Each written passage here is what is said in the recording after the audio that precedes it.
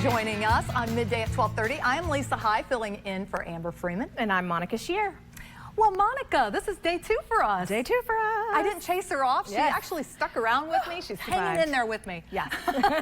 Now, you know, you taught me something right before the show that I'd never heard about. Fantastic. Monica was telling me that she has a vlog. Not a blog, but a vlog. Not a blog, but a vlog. It's just where I kind of chronicle the shenanigans that happen within the 4 walls of my home. Okay. It is called awkwardmom.com because I really and truly believe in my soul that I am the most awkward out of everyone that I know. So yeah, I just kind of make fun of myself and my kids and my husband at everyone's expense. So, that's hilarious. Yeah, what made you decide you needed to do a vlog? My children were young at the time, and so, you know, I have friends, I have wonderful mom support and all that kind of thing, but there's some seclusion that happens when your kids are little. Yeah. And so I just kind of took up talking to myself. I don't know. But yeah, so I just do the wide mouth, you know, Snapchat filter, do the videos and chronicle the crazy that is the chaos of my house. I love Chronicle the Crazy. That's like, that's a hashtag, isn't it? Yeah, I mean, some people scrapbook, I Facebook, it's all the things. So I can look back on all the wonderful things that they've done over the years. I think that's great. I think it's awesome. Yeah. We're going to go ahead and jump right into our topics. This is a really funny, we didn't get to this one yesterday, so I don't know. It's a little freaky. One Welsh town is replacing its public toilets with new ones designed to stop people from having sex in them. Yes, the new toilets detect inappropriate behavior. They will sound an alarm, spray cold water, and automatically open the doors. The public bathrooms are said to have weight sensors that can determine if more than one person has entered. Additional sensors are designed to pick up activity described as violent. The toilets also automatically turn off the lights and heating when people stay in too long. That's apparently to keep the homeless people from sleeping in them. So, you know, I read the story and my first thought was yikes. Yikers. For many reasons, but let me get your input on this first. I do think it's probably a lawsuit just waiting to happen. I mean, first of all, if it works the same way as like the light sensors in the bathroom, there's probably not too much to worry about. But I just feel like, as a mom of children, I drove to Louisiana to see my sister, okay? I'm 26 weeks pregnant with my 3rd. My daughter is 11 months old. I have a 3-year-old. Everybody's in diapers. Everybody's crazy. We have a massive blowout in the car, okay? So I stop and I pull over and I'm having to do things. And you're not talking tires, right? No, not talking tires. Definitely not talking tires. So I'm carrying in my daughter. I'm carrying in my 3-year-old. I'm carrying in myself. I get in there. I mean, there's no way I could walk in that bathroom and the weight sensor not go off. Right. Okay? And then you're going to be showered with the spray that they're going to be spraying. And the water goes off and the whole thing, and I mean, I probably could use a shower at that moment in my life, but I don't know that I would exactly want it. Well, you know what? I mean, here's my thought on that too. I mean, with technology where it's at, they have a hard enough time in public restrooms actually dispensing the soap properly. So how are they going to be able to turn the do water this? on? Where does the hand go? You know, to me, it just sounds crazy. I just think it's just a recipe for disaster. Disaster. Agreed. All right. Well, author and photographer Jeff Rogers joins us after the break. He is offering an invite to have brunch with him at the castle. The details are up right after this.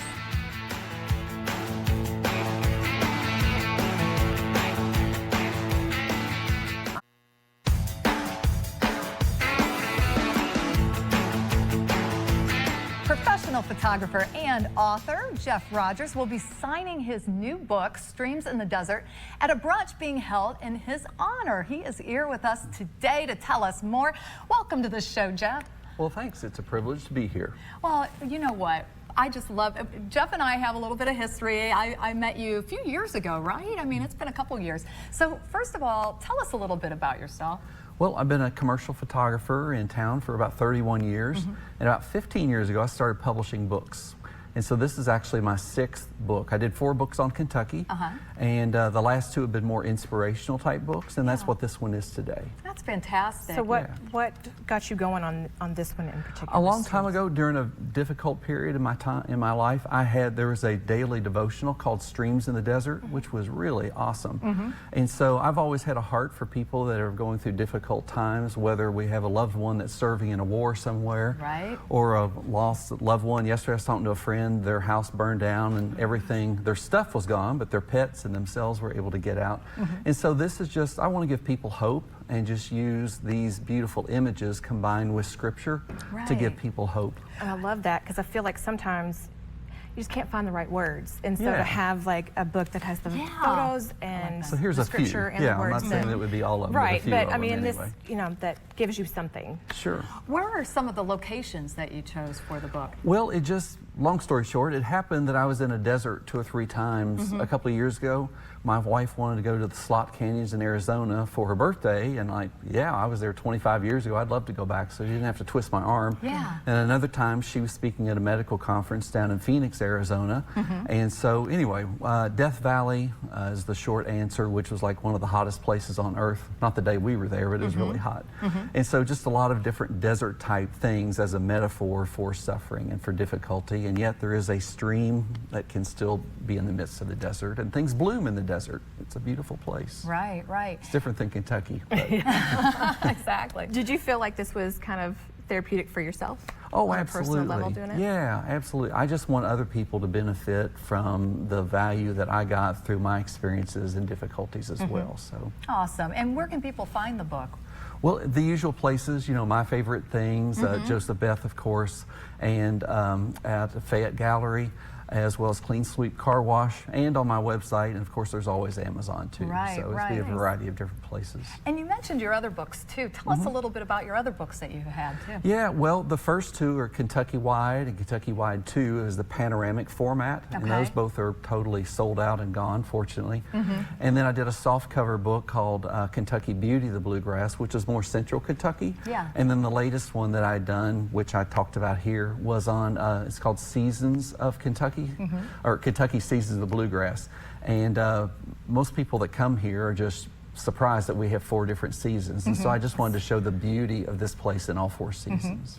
One of the things I live. Yeah, exactly, exactly. And tell us a little bit more about your background as far as how did you get into photography? How did you know that that's what you wanted to do? Well, I'll sound like a real redneck, but when I was in school at Trancey working on an art degree, my junior year in college, I just met a fella at a summer job that was into firearms. And so anyway, the bottom line is I traded a gun for my very first camera. And so I'd been trained in composition, design, and all those things in college, and so it was easy to shift gears into a more instantaneous gratification that photography provides. Wow, and I mean, it's a real art. It's a true art, and I mean, that's, you know, I know you traded it for a gun, but still, I mean, you're a true artist. Or vice versa, sure. but yes, yeah. And it really is, it's amazing. The camera I use more than any is my cell phone, you know, and so it's the one that you have with you, but how you factor in the image area, you know, what you do with that is it's something that comes from the heart, not just from the Well, thank you so much for being with us today. We really appreciate it. We have all of your information up on the screen for anyone who would like to get in touch with you, and of course to buy your wonderful book. Thank you for being here. Resident chef Allison Davis has a great recipe for all of you bacon lovers out there. Guess what? I'm one of them. She's making a breakfast bacon roll-up in the Wild Thyme kitchen after the break. Stay with us.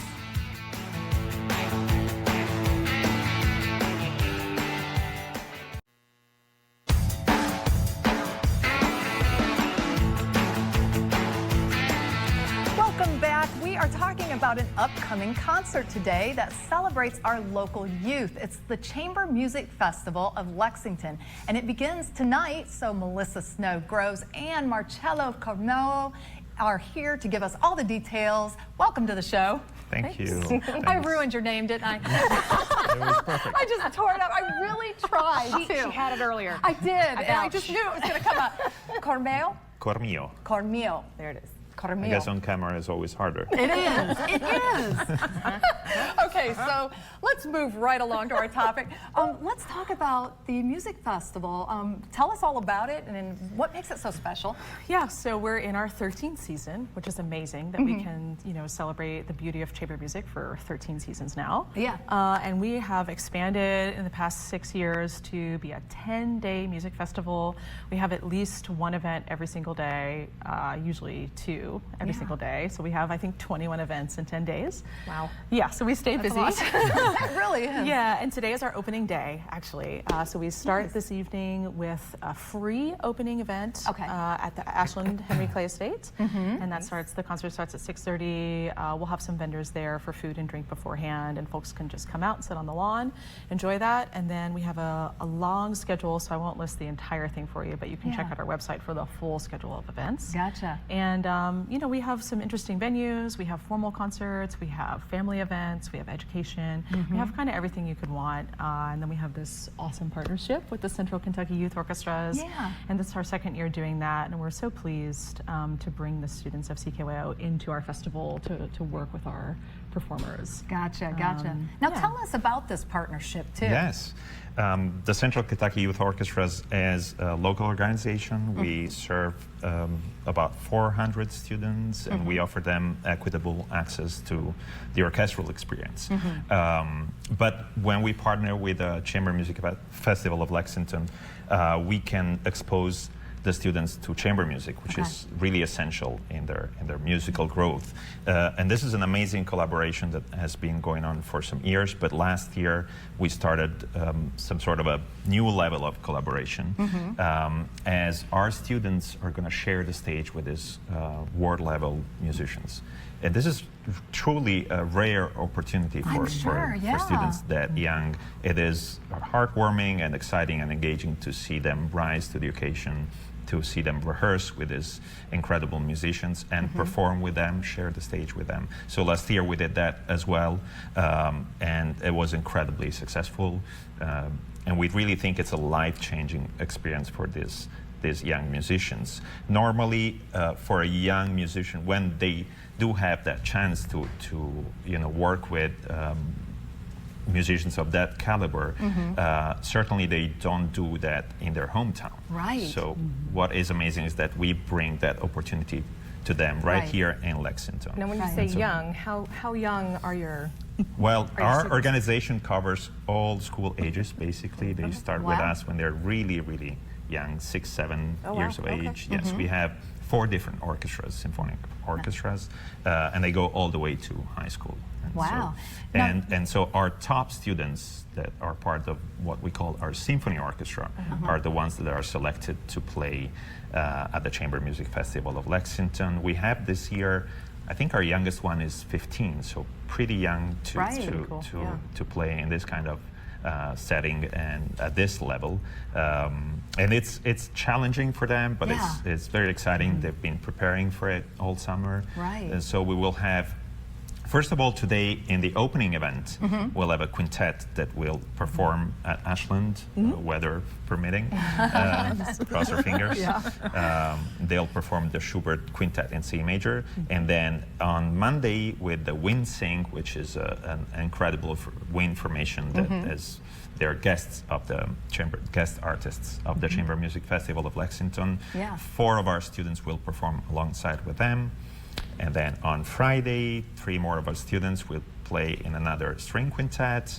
And to close the festival, we have a final collaboration on Sunday with one of our top students, Sky Park, will perform alongside 4 other musicians of the Chamber Music Festival of Lexington in the Brahms Quintet. So it's really incredible, an incredible experience and opportunity for them. What an opportunity for the youth. And you sound so proud of them. I know. I'm really proud of them.